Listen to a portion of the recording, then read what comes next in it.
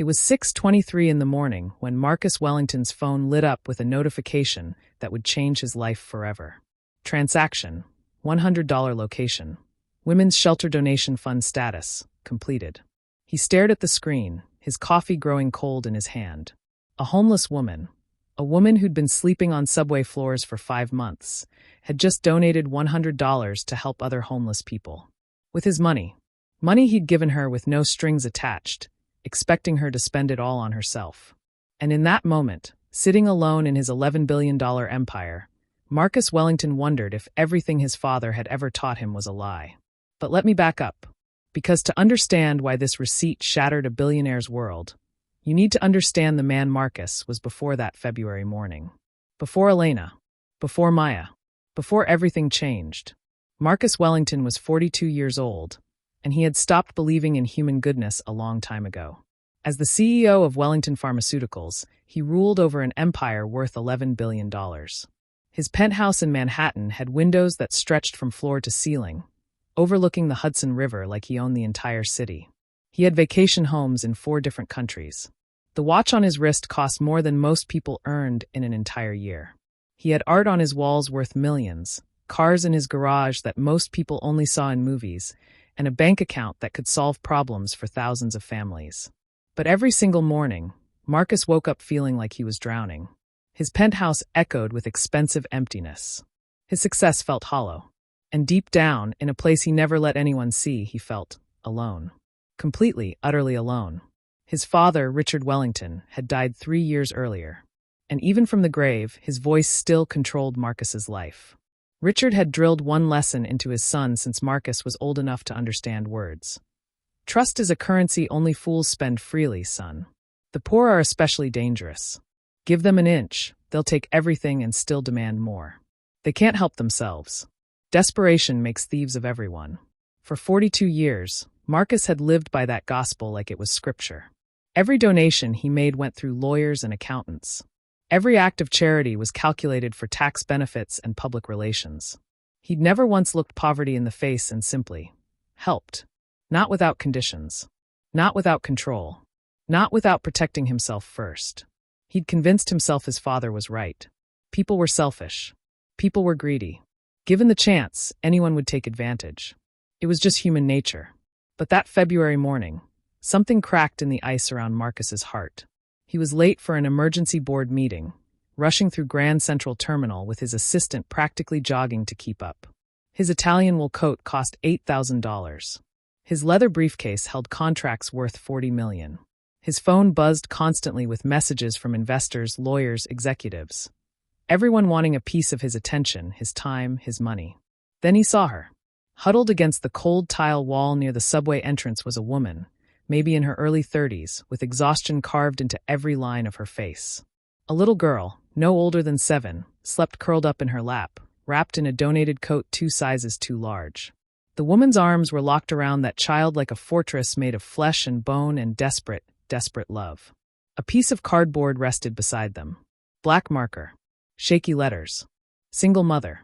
Lost our home. Anything helps. God bless you. Marcus stopped walking. His assistant nearly crashed into him. Mr. Wellington, the board is waiting. We have exactly 9 minutes to. Wait here, Marcus said, his voice distant, like it was coming from someone else's mouth. He didn't know why he was walking toward them. Homeless people were everywhere in New York. This wasn't special. This wasn't different. This was just another casualty of a system he'd helped build, a system he'd profited from. But something about her stopped him cold. When the woman looked up, there was no performance in her eyes. No rehearsed desperation. No practiced plea for sympathy. Just bone-deep exhaustion. The kind that settles into your marrow after months of carrying weight no single person should ever have to bear. Her lips were chapped from winter wind. Her fingernails were clean but ragged. She'd given up on vanity, but not on dignity. I'm sorry, she said immediately, her voice rough from cold and lack of use. We're not bothering anyone. We can move if we need to. Her apology for existing hit Marcus harder than any business loss ever had. What's your name? He asked, and before he could stop himself, he was kneeling down. His expensive pants touched the filthy subway floor, and he didn't even care. She blinked, surprised that kindness could wear a suit that expensive. Elena, she said quietly. Elena Martinez. And your daughter? The woman's arms instinctively tightened around the sleeping child. Protective. Primal. Like she'd fight off the entire world with her bare hands if she had to. Her name is Maya. She just turned 7 last week. Marcus studied Elena's face. Intelligence lived behind that exhaustion. Education in the careful way she spoke. This wasn't someone born into poverty. This was someone who'd fallen from somewhere higher and couldn't find footing on the way down. How long have you been out here? He asked softly. Shame flickered across Elena's features like a match struck in darkness. 5 months, she whispered. We were staying with my sister until November, but she lost her apartment too. We've been rotating between here and the shelter on Amsterdam Avenue when they have space. 5 months. A 7-year-old child sleeping on subway floors for 5 months, while thousands of people walked past every single day. Marcus felt something twist in his chest. His assistant cleared her throat impatiently behind him. Mr. Wellington, we really must. Marcus raised one hand, silencing her without even looking back. His father's voice echoed in his skull. The desperate will bleed you dry and smile while doing it, son. Maybe it was time to test that theory himself. To prove once and for all whether his father had been right, or whether Marcus had spent 42 years believing a lie that protected his wallet but poisoned his soul. Marcus reached into his pocket and pulled out his wallet. Elena's eyes widened slightly, probably expecting a few bills if she was lucky. Maybe $20. Maybe 50 if the universe felt generous that day. Instead, Marcus pulled out a sleek black credit card. Platinum edges. Raised numbers. No spending limit. No restrictions. Just pure, unrestricted access to wealth most people couldn't even imagine in their wildest dreams. Elena stared at it like he'd pulled out a weapon. Take it, Marcus said, holding the card between them like a bridge between two completely different worlds. I don't understand, Elena stammered, pulling Maya closer as if the card itself might hurt them both. It's yours for 24 hours, Marcus explained, his voice steady despite the absolute chaos of doubt screaming inside his head. Buy whatever you want. No limits. No questions. No conditions. Elena's hands began to tremble. Sir, this has to be some kind of trick. People don't just hand out credit cards to strangers. Especially not to people like me. I want to see something, Marcus said. And for the first time in years, he spoke complete truth. I want to see what someone with nothing does when given everything. I want to test something my father taught me. Prove him right, or prove him wrong. He pressed the card into her palm. Her fingers were ice cold, rough from exposure, shaking like leaves in a winter storm. Why me? Elena whispered, tears pooling in eyes that looked like they'd cried themselves empty months ago. Marcus looked at Maya, sleeping peacefully despite the cold, despite the noise, despite the absolute chaos and instability of her entire world. He thought about his own childhood, nannies in private schools and skiing in the Swiss Alps. Every need met before he could even name it. This child had nothing except a mother who refused to let go. Because I'm tired of assumptions, Marcus said quietly. Because I want to believe there's still something good left in people who've lost everything. Prove my father right, or prove him wrong. Either way, I'll finally know the truth. Elena closed her fingers around the card slowly, like someone touching fire for the first time and expecting to be burned. 24 hours, Marcus repeated, standing up. His knees ached from kneeling on that frozen tile. Spend whatever you want. There's no pin. Just sign your name. I'll find you here tomorrow morning. Same time. Same place. His assistant looked physically ill. Mr. Wellington, this is highly irregular. We should at least establish parameters. Legal protection. No parameters, Marcus said firmly, his eyes still locked on Elena. No protection. Just trust. The word felt foreign in his mouth. Trust. He'd spent decades avoiding it like a disease, like something that would destroy him if he let it too close. Elena opened her mouth to speak, but no sound came out. She just clutched that card like a lifeline thrown to someone drowning in the middle of a dark ocean. As Marcus walked away, his father's voice whispered warnings in his head. She'll drain your account, son. She'll disappear into the night. You're a fool, Marcus. A sentimental, naive fool. But another voice, quieter, more fragile, almost forgotten, whispered something different. What if she doesn't? Marcus didn't sleep that night. His penthouse felt enormous and cold despite the heating system that cost more than a luxury car. He stood at those floor-to-ceiling windows, staring at New York's glittering skyline, wondering if somewhere down there, Elena and Maya were finally warm for the first time in 5 months. He pulled out his phone, opened his banking app. The credit card was linked to his personal account. He could track every transaction in real time, every purchase, every location, every single choice she made. For hours, nothing. Midnight came and went. 1 in the morning. 2, 3. Still nothing. Why wasn't she spending? Was she afraid? Did she think it was a trap? Or worse, was she planning something big? Waiting for stores to open so she could maximize every possible dollar? At 6:23 in the morning, his phone finally buzzed. Transaction: $37.84 location. 24-hour pharmacy Midtown. Marcus's pulse spiked. He clicked for details, but the app only showed the amount and location. Not what was purchased. Just numbers. Then another notification. Transaction: $52.19 location. Discount store, Lower Manhattan. Then another. Transaction: $28.63 location. Coffee shop, Grand Central area. His chest tightened. Not with anger, but with something stranger. Anticipation. Maybe even hope? She was spending, yes. But carefully. Modestly. These weren't the transactions of someone drunk on sudden wealth, buying designer clothes and expensive jewelry and everything they'd ever been denied. These were the purchases of someone desperately, heartbreakingly practical. By 8:47 in the morning, Marcus couldn't wait anymore. He called his driver. "Cancel everything today," he told his assistant when she called, panicked about all the missed meetings. "Mr. Wellington, you have 4 critical meetings scheduled, and the investors are furious." "I don't care," Marcus said, surprising himself with how much he meant it. "Cancel it all. Reschedule. Handle it. I don't care how." He dressed quickly, grabbed his coat, and had his driver take him toward Grand Central. But 3 blocks away, he told the driver to stop. He needed to walk. Needed to feel the cold air on his face. Needed to remember what the city actually felt like when you weren't insulated by wealth and power and distance from real life. When he reached the subway entrance, Elena was exactly where he'd left her. But everything else had changed. Maya was awake now, sitting beside her mother, wearing a brand new purple winter coat with a fur-lined hood. Her hair had been brushed and pulled back with a small butterfly clip. She clutched a new stuffed giraffe, hugging it like the most precious treasure in the world, while she colored in a fresh coloring book with crayons that still smelled like the package. Elena saw Marcus approaching and immediately stood up, the credit card already in her trembling hand. "I was going to return it," she said quickly, panic edging her voice. "I promise I was.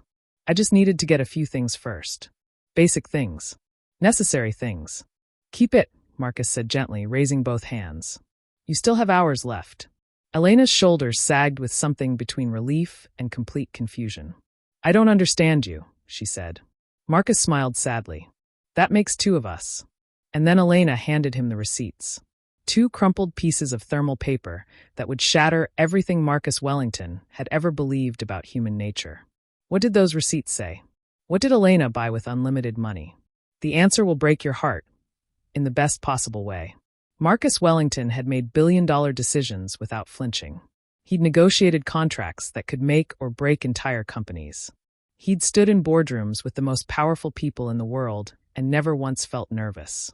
But standing there on that cold subway platform, holding 2 crumpled receipts in his hands, his fingers were shaking. The first receipt was from the pharmacy. Children's winter coat, size 7. Children's waterproof boots. Thermal socks, 3-pack. Children's underwear, pack of 7. Stuffed giraffe toy. Coloring books. Box of crayons. Children's multivitamins. Band-aids. Antibiotic ointment. Children's cold medicine. Marcus's throat tightened as he read each line. Every single item was for Maya. Not one thing for Elena herself. The second receipt was from a grocery store. Bread. Peanut butter. Granola bars. Apples. Juice boxes. Crackers. String cheese. A gallon of milk. And then, at the bottom, something that made Marcus's breath catch in his chest. Women's Shelter Donation Fund, $100. He looked up sharply, his voice barely working. You donated money?" Elena's cheeks flushed with embarrassment, like she'd been caught doing something wrong instead of something beautiful. "The shelter on Amsterdam Avenue," she said quietly. "They've helped us when they could. They're always full. Always running out of supplies.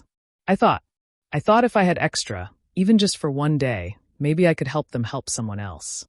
Someone else, Marcus repeated, his voice cracking. Elena, you're homeless. You've been sleeping on subway floors for 5 months with your daughter, and you gave money away to help other people. There are women there with babies, Elena said, her voice soft but steady. With teenagers. With disabilities.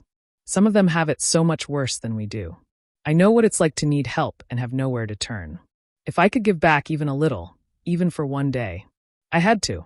Marcus stared at those receipts like they were written in a language he'd never learned. His father's voice was completely silent now. Obliterated. Destroyed by truth printed on cheap thermal paper.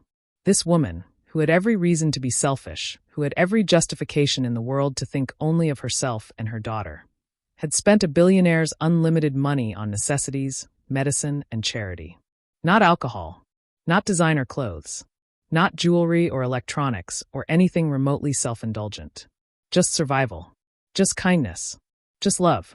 You didn't buy anything for yourself, Marcus said, his voice strained with emotion he didn't know he still had. Not a single thing. Elena shook her head, tears filling her eyes. Maya comes first. She always comes first. I can manage. I've managed this long. But she deserves better. She deserves to be warm, to be safe, to be a child. Marcus looked at Maya, carefully coloring a picture of a butterfly with fierce concentration, her stuffed giraffe tucked protectively under her arm. A child who'd spent 7 years learning that the world was cold and unstable and cruel, but who still smiled, still colored, still hoped. And for the first time in his entire life, Marcus Wellington felt genuinely small. Not in wealth, not in power, not in success or influence or any of the things he'd spent 42 years accumulating, but in character, in humanity, in basic human decency. This homeless single mother had more grace in her roughened fingertips than he'd cultivated in 4 decades of privilege. Come with me, he said suddenly, the words tumbling out before his brain could catch up and stop them. Elena blinked, fear flickering in her exhausted eyes. What? Both of you, Marcus said, his voice breaking slightly. Come with me. Please. Where? Elena whispered. Somewhere warm, Marcus said. Somewhere safe. Somewhere you can finally stop running. Tears spilled down Elena's cheeks. She looked at her daughter, then at this stranger in his expensive coat, and for the first time in 5 months, she allowed herself to believe that maybe, just maybe, not everyone in the world was cruel. Marcus took them to the Plaza Hotel first. Not his penthouse, that felt too invasive, too overwhelming. Instead, he booked a corner suite overlooking Central Park. 2 bedrooms. A full kitchen. Windows that let in actual sunlight instead of harsh fluorescent subway glare. Elena stood in the doorway, frozen, unable to cross the threshold. It's okay, Marcus said gently. This is yours for as long as you need it. No conditions. No expectations. Just safety. Maya, unburdened by adult disbelief, ran inside immediately. Her new boots squeaked on the polished hardwood floor as she touched everything with pure wonder. The velvet couch. The heavy curtains. The bowl of fresh fruit on the marble counter. Mama, look, Maya called out, her voice filled with joy Marcus hadn't heard from a child in years. There's a bathtub. A really big one. Like in the movies. Elena finally stepped inside, moving like someone walking through a dream that might shatter at any moment. She set down the plastic bag that held everything she owned, literally everything that remained of her previous life, and turned to Marcus with tears streaming freely down her face. I don't understand, she whispered, her voice breaking apart. Why are you doing this? What do you want from us? Marcus had been asked that question 1,000 times in business. People always wanted to know his angle, his strategy, his hidden agenda, what he stood to gain. But standing there, watching a mother see safety for the first time in months, he realized he didn't have an agenda. He just had a choice. You reminded me what money is actually for, he said quietly. I'd forgotten. Or maybe I never really knew. That evening, after Maya had taken the longest bath of her life and fallen asleep in an actual bed, her first real bed in 5 months, Marcus sat with Elena in the living room of the suite. You need to rest, he said. Order room service. Take care of yourself. Sleep. Tomorrow morning, I'll come back and we'll figure out the next steps. Next steps? Elena asked, confusion and fear mixing in her voice. Housing, Marcus said, listing them like a business plan because that's what his brain did. It solved problems systematically. Employment. School for Maya. Healthcare. Childcare. Stability. None of this has to be temporary unless you want it to be. Elena stared at him like he'd just spoken in a language she'd forgotten existed. You're serious. Completely. But we're strangers. We're nobody. We're just two people who got unlucky and couldn't climb back out. You were nobody, Marcus corrected gently. Now you're someone I care about. Now you matter. Now you have someone who won't let you fall again. Elena opened her mouth to argue, to protest, to explain all the reasons this couldn't possibly be real. But exhaustion won. 5 months of hypervigilance and fear, and sleeping with one eye open came crashing down all at once. She sank onto the couch, her body folding like someone who'd been holding up the entire sky and could finally let it rest on something stronger. Thank you, she whispered. And those 2 words carried the weight of 5 months of suffering compressed into 2 syllables. Marcus didn't waste time. That night, he made phone calls. Not to lawyers or PR teams or financial advisors, but to people who actually helped. Social workers, housing advocates, job placement specialists, education coordinators. He used his name, not as a weapon or a tool for manipulation, but as a key to open doors that had been slammed in Elena's face for months. By morning, he had options. Real, tangible, sustainable options. He returned to the plaza at 9 o'clock, carrying coffee and a bag of fresh pastries from a bakery he thought Maya would love. When Elena opened the door, she looked transformed. Not in appearance, she still wore the same worn clothes, but in posture. In the way she stood straighter. In the way her eyes held something other than perpetual fear. She looked like someone who'd finally slept without nightmares. Maya was drawing at the table, humming a song about butterflies. Her stuffed giraffe sat proudly beside her, overseeing the artwork like a guardian. Morning, Marcus said, handing Elena the coffee. She took it with both hands, inhaling the steam like a memory she'd thought was lost forever. Real coffee. From an actual coffee shop. I forgot what that was like. They sat together while Maya colored, and Marcus laid out the plan. A 2-bedroom apartment in a safe neighborhood near excellent schools. Subsidized initially, but with a clear pathway to full independence. Job training programs matched to Elena's skills. She'd been a medical billing specialist before everything fell apart. Healthcare coverage for both of them.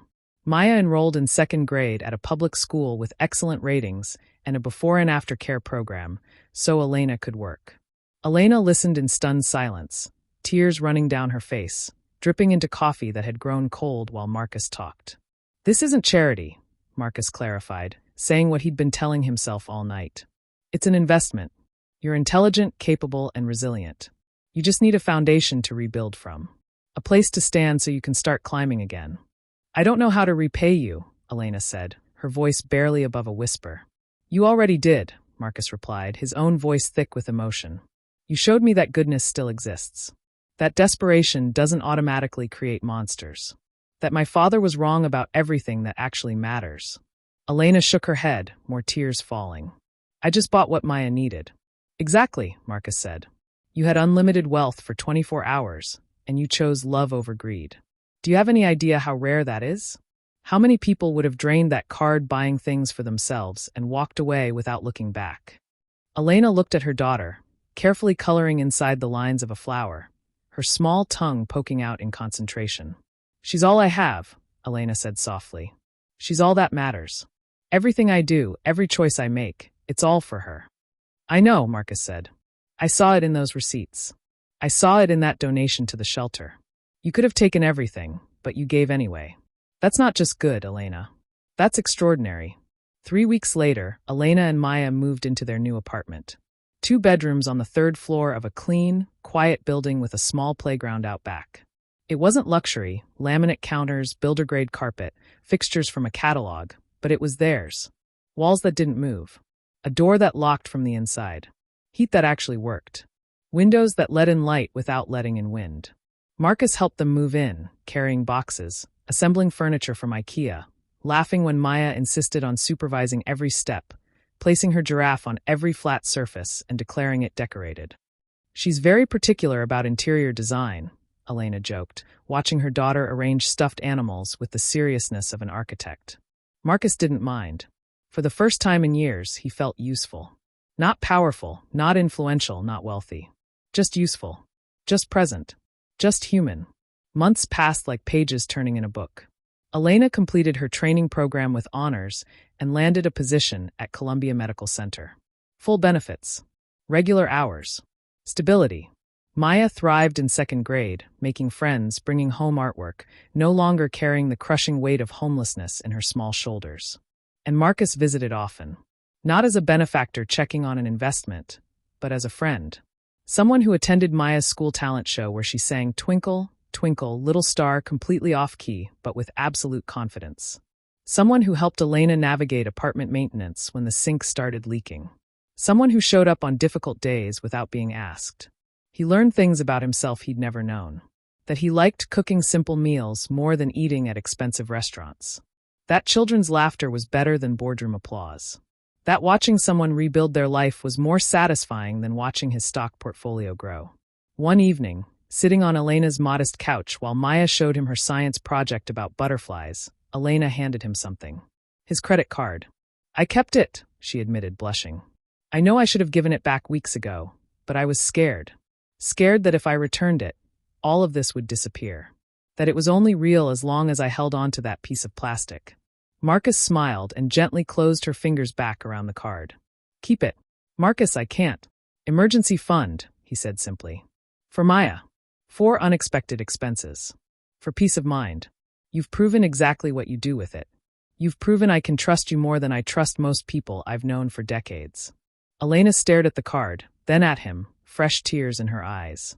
"You really mean that?" "Completely." She wiped her eyes, laughing through tears. "You're the strangest billionaire I've ever met." "How many billionaires have you met?" Marcus teased. "Just you," Elena admitted. "But I'm pretty sure you're the strange one." "Good," Marcus said, grinning. "I'd hate to be predictable." 2 years later, Marcus stood at a podium in front of hundreds of people. Investors, journalists, philanthropists, politicians, cameras, lights, the whole world watching. He was announcing something that would have made his father turn in his grave. The Wellington Foundation for Family Stability. Comprehensive support for single parents facing homelessness. Emergency housing. Job training. Childcare. Healthcare. Education support. No degrading applications. No bureaucracy. No jumping through hoops just to prove you deserve help. Just help, extended with dignity, to people who'd been failed by every other system. And sitting in the front row, wearing a simple blue dress she'd bought with her own paycheck, holding Maya's hand, was Elena Martinez. No longer homeless. No longer desperate. No longer invisible. Just a mother who'd survived hell and found her footing on the other side. Marcus caught her eye during his speech, and she smiled. The kind of smile that said everything words couldn't. Gratitude. Pride. Friendship. Hope. He thought about that February morning at Grand Central Terminal. About a credit card extended like a test. About his father's warnings that the desperate would destroy him. But his father had been wrong. About everything. The desperate weren't dangerous.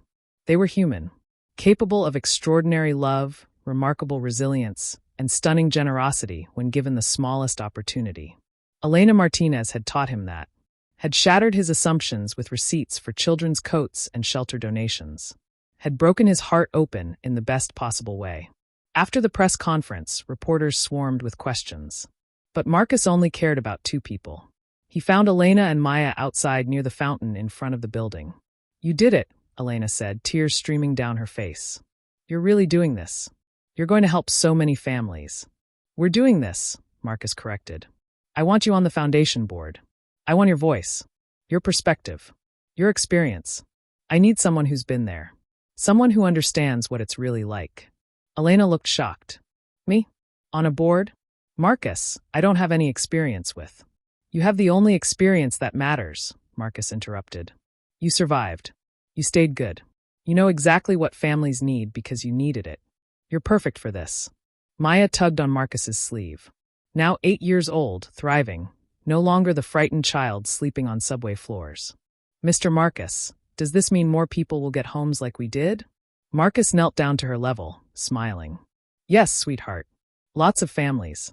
Because your mom reminded me what helping actually means." Maya smiled, then wrapped her arms around his neck in a fierce hug. "You're like family now, right, Mama?" Elena wiped her eyes, nodding through tears. "Right, baby. He's family." Marcus felt something crack open in his chest. something that had been frozen solid for 3 decades, locked away and protected and never allowed to feel.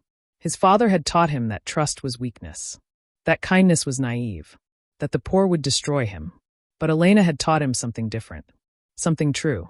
That wealth without compassion is just numbers on a screen. That power without purpose is just noise. That the richest thing a person can own isn't money or property or influence. It's the ability to look someone in the eyes and say, "I see you. You matter. I'll help you stand." As they walk through New York together, a billionaire, a single mother, and a little girl clutching a worn stuffed giraffe, Marcus realized he'd finally found what he'd been searching for his entire life. Not more money, not more power, not more control, just meaning, just purpose, just the knowledge that his existence made someone else's life better. Elena had given him that, had broken his heart wide open with kindness and survival and love. And he would spend the rest of his life grateful that one freezing February morning he'd stopped walking, that he'd looked poverty in the face and found humanity staring back. The test he'd designed for Elena had actually been a test for himself. And miraculously, beautifully, he'd finally passed. So let me ask you something. What would you do with unlimited resources for 24 hours? Would you think of yourself, or would you think of others? Elena had nothing and still gave. She had every reason to be selfish, and she chose love instead. What's our excuse? If this story touched your heart, share it with someone who needs to hear it today. Because sometimes the most valuable thing we can give isn't money, it's hope. Thank you for listening to this story. See you in the next one.